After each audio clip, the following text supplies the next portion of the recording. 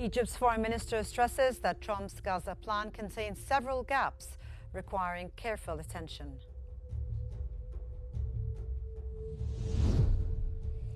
The WHO chief welcomes Trump's Gaza peace plan and urges an immediate end to the conflict.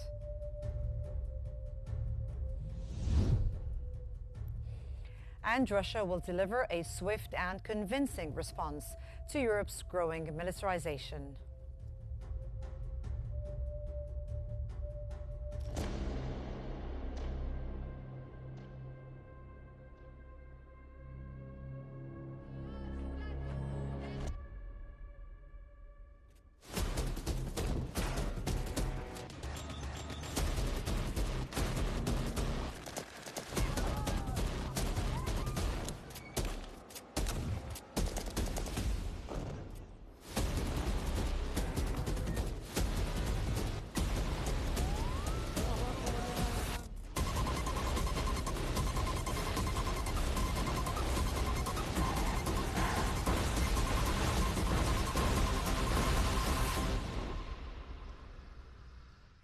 Egypt's Foreign Minister Badr Abdelati has stressed that the U.S. President Donald Trump's Gaza plan contains several gaps requiring careful attention, particularly regarding governance and security arrangements.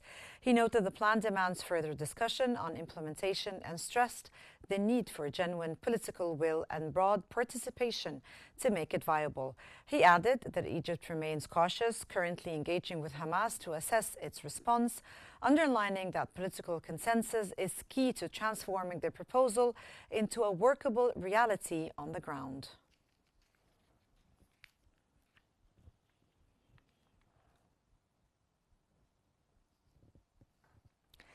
Gaza health authorities say the death toll has surpassed 66,200, with more than 168,900 wounded, 77 dead, and 222 injured were recorded in the past 24 hours.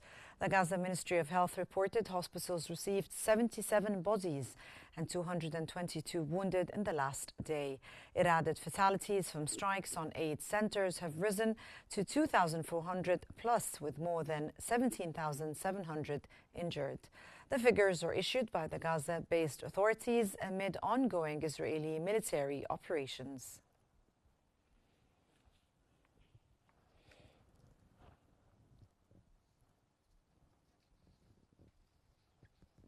Israeli bulldozers cleared land in the West Bank for new settlements, further fragmenting Palestinian areas and restricting movement. And local reports say the clearing tightens access and adds to settlement expansion across the occupied West Bank.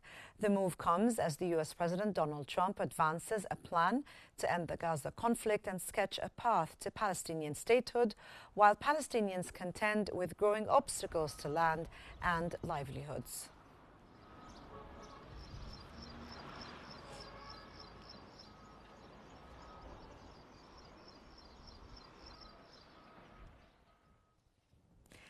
The International Committee of the Red Cross, the ICRC, has temporarily halted operations in Gaza City due to escalating hostilities, relocating staff to southern Gaza offices for safety. Tens of thousands of civilians face dire conditions with limited access to aid. The ICRC continues supporting medical facilities and first responders from Deir el-Balah and Rafah and urges an immediate ceasefire to protect civilians and ensure humanitarian access.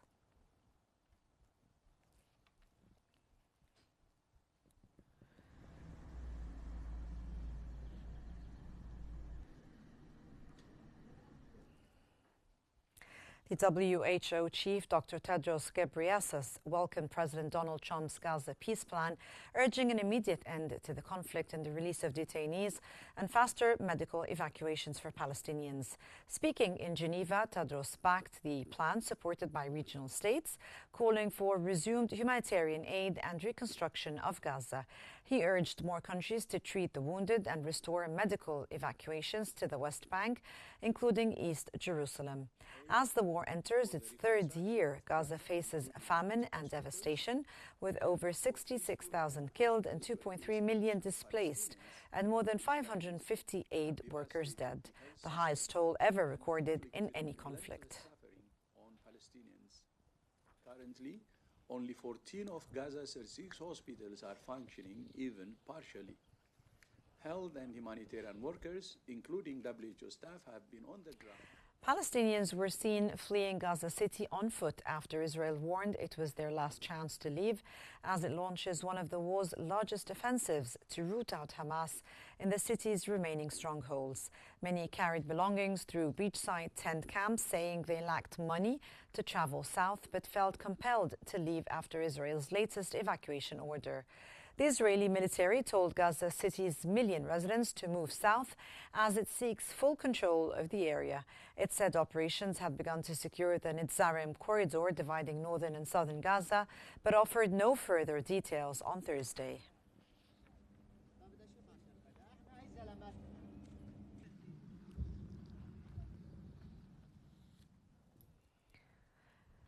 And for more analysis, we now move to Mona Mselhi in our newsroom. Hello, Mona. Thank you so much, Salma. And for further analysis, we're joined from Cairo by the chairman of the Board of Directors of the International Commission to Support Palestinian Rights, Dr. Salah Abdel-Ati. Good evening to you, sir, and welcome to Qnews. And how serious are the governance and security gaps Egypt highlighted in President Trump's Gaza plan, and could they undermine its chances for success on the ground?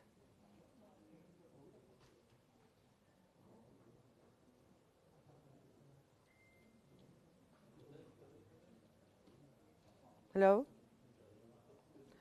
Definitely, I would ask. Now, the governance and security gaps Egypt has highlighted in President Trump's Gaza plan, and they were told by our foreign minister, or the Egyptian foreign minister, and how could they undermine the chances of the success of that or of those plans on the ground?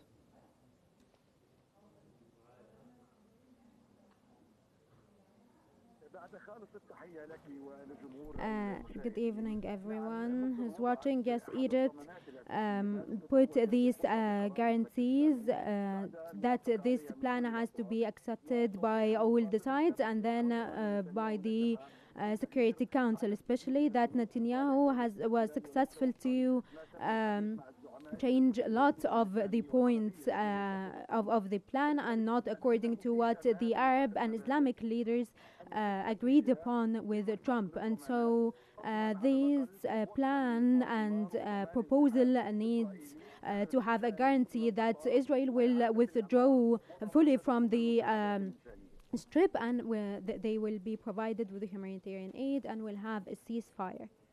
Now, from your point of view, what impact does Israel's continued settlement expansion in the West Bank have on the credibility of any proposed path to a Palestinian statehood?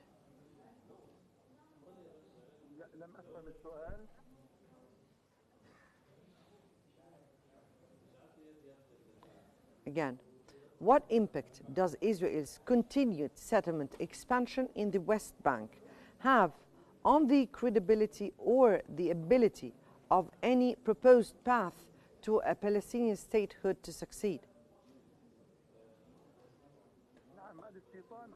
Yes, these settlements hinder the Palestinians' ability to have a Palestinian statehood, especially the settlement that joins the south and north of the bank, and also the settlements are expanding in a very fast way, and so this has led to them taking control over 40% of the West Bank, and so they don't really have chances to have a sovereign Palestinian state, especially that Israel will take around 82% of the West Bank, and there will only be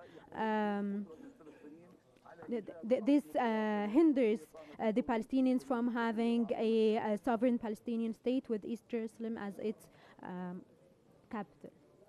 With more than 66,000 Palestinians killed and over 2 million displaced, how can a peace plan be seen as viable without an immediate ceasefire and full humanitarian access?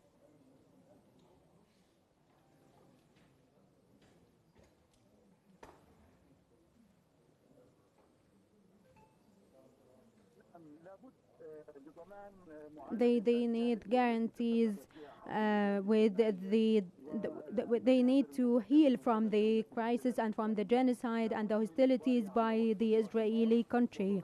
They need to be pushed to reach a ceasefire and to open all the corridors to guarantee humanitarian aid and also provide all the needs of the Palestinians and stop the atrocities in the strip that lead to the killings of women, children and the elderly. And also they need water, they need hospitals, they need things to keep the civilians alive. The civilians need to be protected until a reconstruction is possible, in addition to a guarantee that Israel will withdraw completely from the strip. And according to Trump's plan, there is talks that Israel will not withdraw or will come back to war after they get back the detainees. And so we need a guarantee that they will receive humanitarian aid through the UN, not like what's happening now.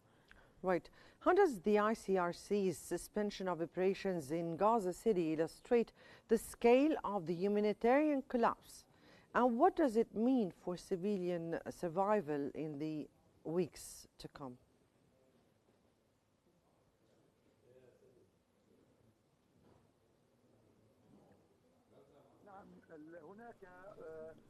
Yes, there is effort that they need to put to guarantee a ceasefire and to stop the catastrophic suffering that the civilians are facing.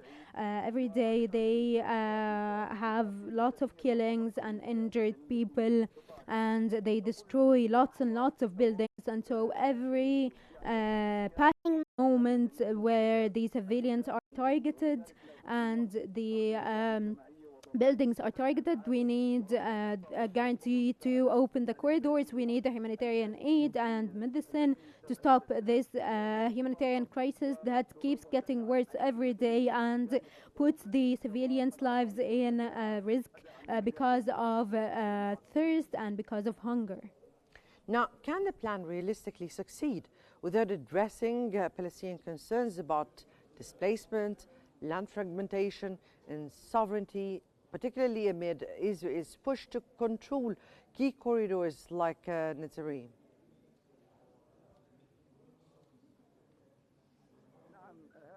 Yes, this plan, if they don't have a guarantee to reach a ceasefire and having and delivering humanitarian aid, reconstruction, full Israeli withdrawal, if the Palestinians want to be governed by Arab and Islamic countries, and like the committee that Egypt has talked about, and so all these points could help with stopping the genocide and starting the healing process, and also they need to make the points clear so that if they're skeptical about something, that it's clear now. Right. That was Dr. Salah Abdelhadi from Cairo, the chairman of the board of directors of the International Commission to Support Palestinian Rights. We thank you so much for joining us here on Qnews. And now we go back to Salma Al-Fay in our studios. Salma. Thank you, Mona. Thank you. Israeli naval forces intercepted most vessels in the global Sumud flotilla to Gaza. And according to flotilla organizers, 21 ships have been halted, while 18 more are out of contact and presumed intercepted. The Meccano vessel closest to Gaza lost communication this morning, and its location is unknown. The Marionette vessel remains in touch, but is furthest from Gaza and expected to face inspection soon. There was no immediate independent confirmation of the vessel's status.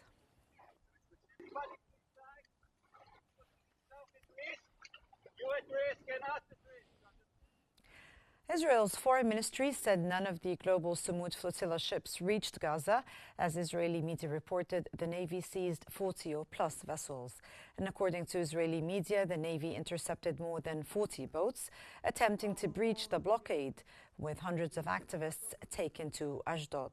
Authorities said those detained face a choice of voluntary departure or legal proceedings that could lead to forced deportation. There was no immediate independent verification of the total numbers. As a clear perpetrator, Iran carried out. The European Commission says it is closely tracking reports of the Israeli forces boarding the global Sumud flotilla ships, urging respect for international law and maritime rules. And Brussels stressed adherence to international law, navigation norms and maritime regulations in handling the convoy. It also noted appreciation for the flotilla's role in highlighting Gaza's humanitarian crisis, saying such initiatives underscore the urgent need for global attention to Palestinian suffering.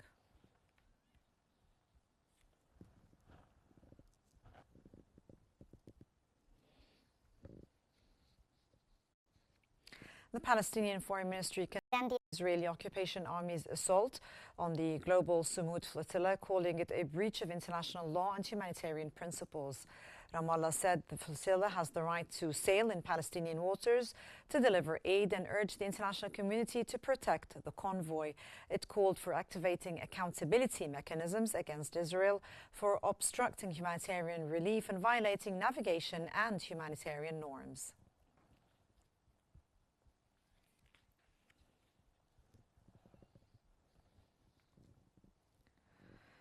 The UK Foreign Office expressed concern over Israel's interception of the Gaza-bound flotilla, urging a safe resolution and support for the humanitarian delivery.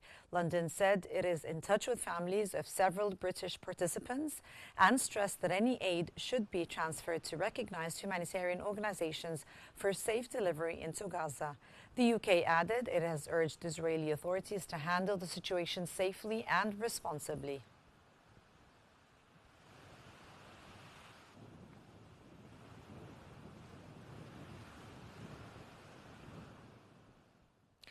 Turkey's President Recep Tayyip Erdogan condemned Israel's interception of the global Sumud flotilla bound for Gaza, calling it banditry and against civilians in international waters. Speaking in Ankara, Erdogan said the raid shows the Netanyahu government seeks to hide crimes in Gaza and has no tolerance for peace prospects. He vowed Ankara is monitoring developments by the second, with relevant units taking steps to ensure no harm comes to activists or Turkish citizens involved in the flotilla. Sumud filosuna yönelik haydutluğu lanetliyorum. And around 30 protesters gathered outside the Israeli embassy in Paris to support the global Sumud flotilla, which was intercepted en route to Gaza as the police moved in to disperse the undeclared demonstration. Demonstrators waved Palestinian flags and chanted slogans before police surrounded them, recording their details and issued fines. Protesters said global pressure is needed to challenge Israel's actions. Israeli forces intercepted about 40 boats carrying aid and activists roughly 70 nautical miles from Gaza, with organizers calling the boardings in international waters illegal. The flotilla's interception sparked condemnation and fresh protests across Europe.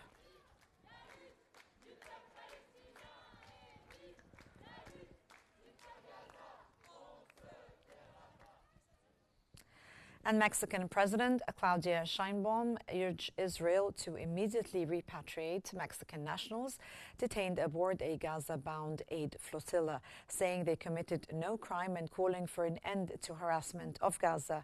She said Mexico demands the safe and prompt return of its citizens and reiterated her government's position against the blockade and any actions obstructing humanitarian relief. The flotilla was part of the ongoing civil efforts to deliver aid to Gaza amid worsening humanitarian conditions. Y exigir que llegue la ayuda humanitaria.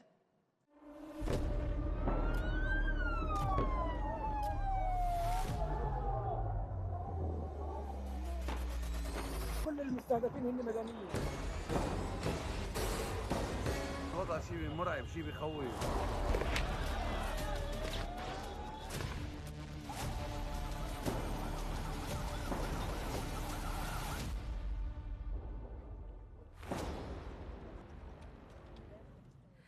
An Israeli airstrike has killed 2 civilians and injured another, targeting a civilian vehicle in southern Lebanon. The Lebanese Ministry of Public Health confirmed the attack, with emergency teams swiftly evacuating the injured. Despite a ceasefire agreement that went into effect on November the 27th, Israeli occupation forces remain stationed at key points in southern Lebanon, continuing to breach the terms of the deal.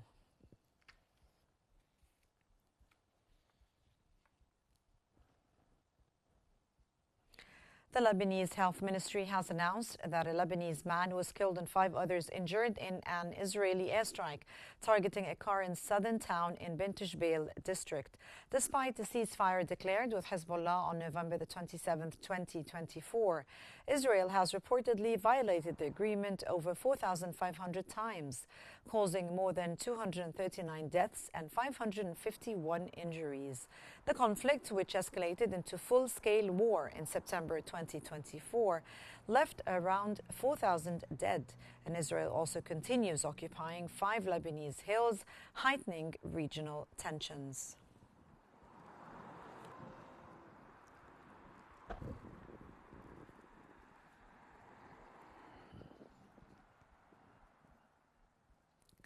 And UN Human Rights Chief Volker Turk has reported that 100 Lebanese civilians have been killed in Israeli strikes since the November 27th ceasefire brokered by the US and France to end the war with Hezbollah.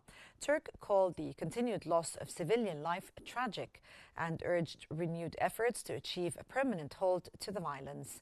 Since the ceasefire, the UN has verified 103 civilian deaths in Lebanon, and Turk has emphasized that there have been no reports of killings from projectiles fired from Lebanon towards Israel since the agreement. Have been suffocating under Israeli occupation. They have been denied their most basic human rights, from the right to self-determination.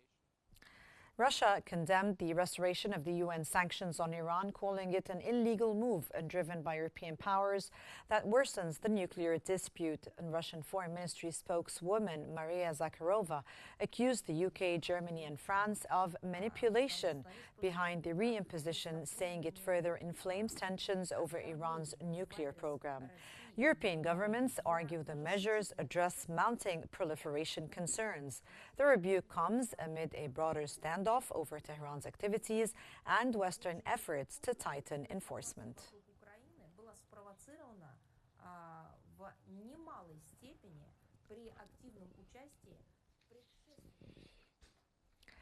Iran has said it is prepared to receive hundreds of its nationals deported from the United States amid an ongoing immigration crackdown by the Trump administration. And government spokesperson Fatima Mohajirani confirmed the group, and expected to transit through Qatar before arriving in Tehran, would be welcomed back, but with standard security reviews.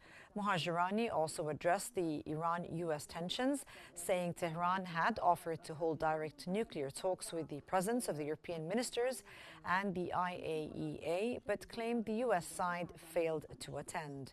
She added that message exchanges with Washington continue, but again blamed Western countries for overreaching demands and breaches of promise. On security, Mohajirani stressed Iran's military readiness, but said the country hopes to avoid conflict.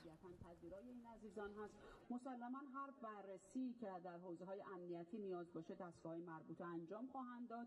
این عزیزان قرار هست که از ایالات متحده به قطر و از قطر به ایران منتقل بشن و طبیعتاً. And moving on to Sudan, and in Wadi Ramli near Khartoum, the villagers have waded through floodwaters and used boats to rescue belongings after heavy flooding submerged homes and farmland. The Sudanese Red Crescent said the number of affected families is still under assessment, with the main road cut off, isolating the community. Onion crops, a key local product, suffered devastating losses, with thousands of sacks destroyed. Government response remains unclear, as Khartoum officials offered no comment. Already crippled by civil war and mass displacement, Sudan faces worsening annual floods that deepen hunger.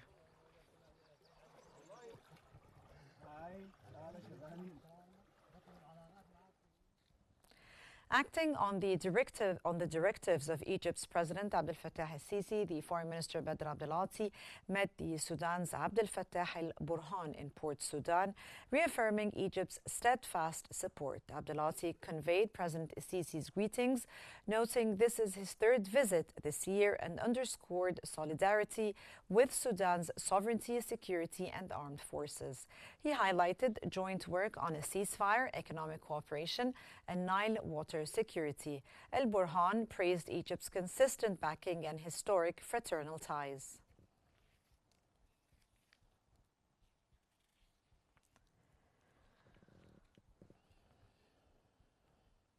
And Egypt's Foreign Minister Badr Abdelati has reaffirmed Egypt's backing for Sudan's unity, sovereignty and armed forces, while stressing Cairo's active engagement in ceasefire and humanitarian initiatives.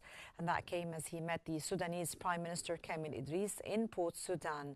Abdelati said his third visit to the city within a year underscored Egypt's solidarity with Sudan and support for government efforts to restore stability. Both sides discussed enhancing economic and trade ties, convening joint forums, facilitating Sudanese in Egypt, and reaffirmed their united Nile stance against unilateral actions.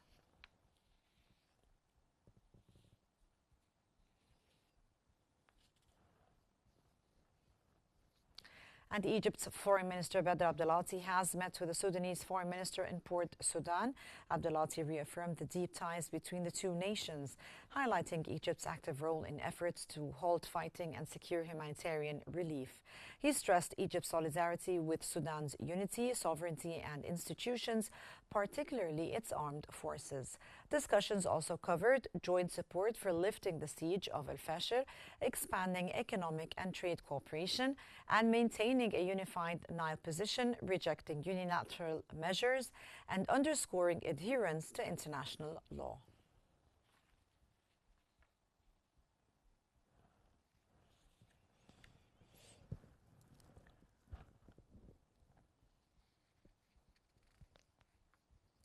Russian President Vladimir Putin warned that Russia will deliver a swift and convincing response to Europe's growing militarization, but said Moscow has no plans to attack NATO.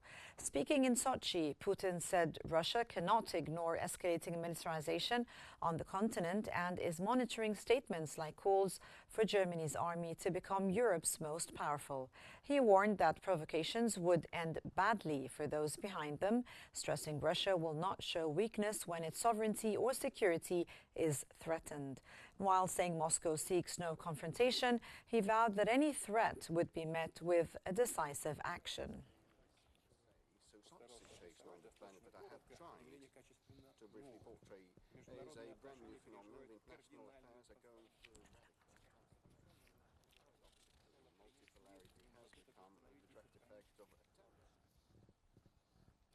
Ukrainian President Vladimir Zelensky said he is unsure if the U.S. will supply long-range Tomahawk missiles as the EU leaders move to strengthen air defenses after Russian drones violated European airspace. Speaking alongside Denmark's Prime Minister in Copenhagen, Zelensky said Tomahawks could reach deep into Russia, but Washington has yet to decide on Kiev's request. He stressed the need for every European country to be able to down drones, and the EU leaders backed plans to bolster defenses after drone incursions over Poland and fighter jets over Estonia, which European officials blame on Russia. The summit followed fresh airspace violations that rattled Denmark. Frozen assets, could you say incidents with Russia have also gone too far? In Copenhagen, President Emmanuel Macron backed Britain after the Manchester attack and warned all operations at sea must comply with international law, pledging a coordinated European response.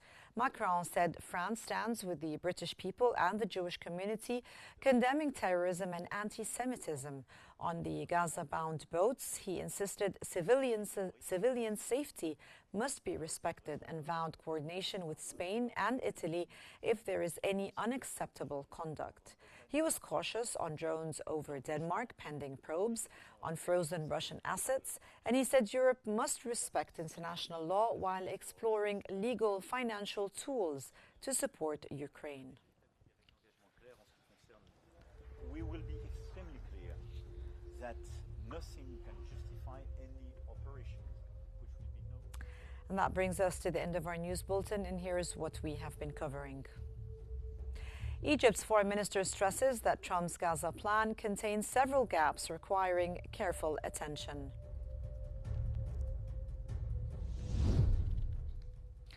WHO chief welcomes Trump's Gaza peace plan and urges an immediate end to the conflict. And Russia will deliver a swift and convincing response to Europe's growing militarization. And this concludes our news bulletin for the hour. And don't forget to follow Q News on YouTube, Facebook, X, Instagram, and TikTok at Q News EG to stay informed. Thank you for watching and stay tuned for more updates on Q News.